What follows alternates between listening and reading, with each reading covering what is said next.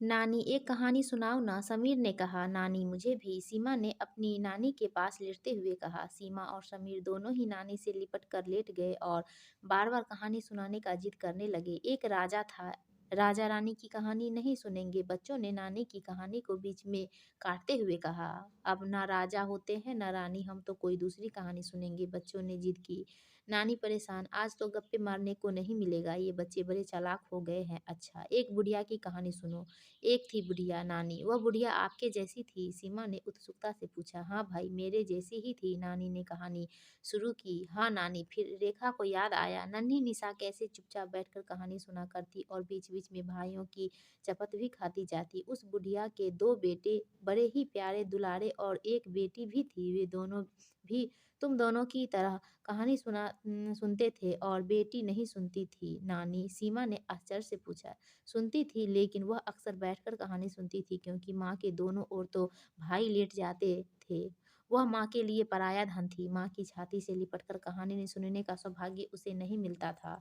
उसके हिस्से में माँ का हाथ पकड़ना ही आता, जिसे वह सावधानी से पकड़ती और तन्मयता के साथ माँ के हाव-भाव भी देखती जाती। रेखा को याद आया, नन्ही निशा कैसे चुपचाप बैठकर कहानी सुना करती और बीच-बीच में भाइयों की चपत भी खाती जाती। नानी, वे बच्चे माँ को बहुत प्यार करते थे। हाँ बेटे, लेकिन लेकिन क्या नानी? शायद शादी के बाद वे माँ को भूल जाते हैं। वह कैसे नानी? बच्चों ने आश्चर्य से पूछा। नानी को याद आया, उसके बड़े बेटे मुकेश ने उन्हें जरा-सी बात पर कैसे आड़े हाथ लिया था। उस बुढ़िया को गाने का बहुत शौक था। अच्छा नानी, फिर क्या हुआ? फिर एक दिन वह बुढ़िया गाने चली गई और जो गाना शुरू किया तो सारी महिला मंडली दंग रह गई। माँ, आप तो बहुत अच्छा गाती हो, आपकी बहू तो नहीं गाती, किसी ने कहा। अरे बहुएं तो मेरी गोबर का ढेर है, कुछ न जाने, न गाना न बजाना।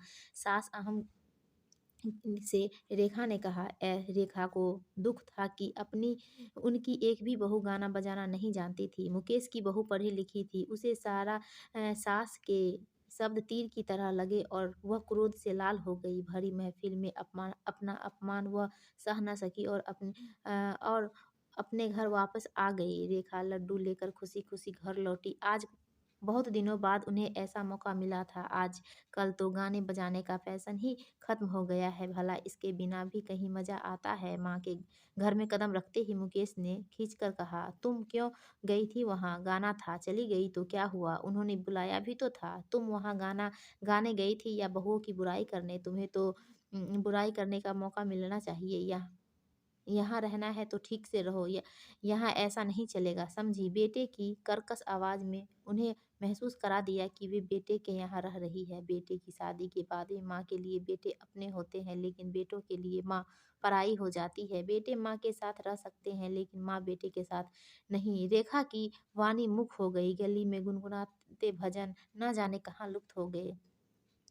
आँखें आँसुओं से भर गई। वे क्या बताए, जाना तो न चाहती थी, लेकिन ढोलक की थाप उन्हें बरबस अपनी ओर खींच ले गई। कहानी सुनाते समय भी रेखा का गला भर आया। पुराने घाव अगर फिर से कुरेद दिए जाए तो वे पहले से ज़्यादा कष्टदायी हो जाते हैं। क्या हुआ नानी? बच्चों ने नानी को आंसू पोंछते देखकर पूछा। कुछ नहीं, आँख में कुछ गिर गया था, रेखा ने बहाना बना दिया। रेखा फिर वहाँ ज़्यादा दिन न रह सकी। अपने को स्तुतिहीन और दीनहीन नहीं बनाना चाहती थी। वह सोचा छोटे बेटे के पास चली जाएगी, लेकिन वे वहाँ जाने का साहस न जुटा सकी। वहाँ बेटे नहीं बहू बोलती है, वहाँ यह अधिकार बहू ने अपने पास रखा है। यह वह तो गालियाँ देने में भी माहिर थी। रेखा आज अपने धनों को छोड़कर पराये धन निशा के पास ही रह रही थी। नानी, फिर उस बुढ़िया ने गाना छोड़ दिया? अरे ना बेटे ना, वह अभी भी गाती है, लेकिन अकेले में। अब वह ज़ोर से नहीं गाती, मन में गाती है। मन-मन में गाना क्या होता है? बिना आवाज़ के भी कोई गाना होता है? बच्चों ने आश्चर्य व्यक्त किया। हाँ बेटा, होता है। बिना आवाज़ का गाना ज़्यादा भाव भरा होता है। वह चुपचाप रुला भी देता है और हँसा भी देता है। हमें भी ऐसा गाना सुनाओ। तो पहले आँखें बंद करो, फिर सुनाऊँगी। नानी ने गुनगुनाना शुरू किया। बच्चे थोड़ी देर में सो गए। बच्चे जब सो जाते हैं तो उनका भोलापन और भी उजागर हो जाता है। नानी देर तक बच्चों को निहारती रही और प्यारी सीमा को कसकर छाती से लगा लिया। अरे क्या हुआ माँ? सीमा को इतना प्यार? निशा ने आश्चर्य से कहा, क्योंकि माँ के लिए समीर के बाद ही सीमा का नंबर आता था।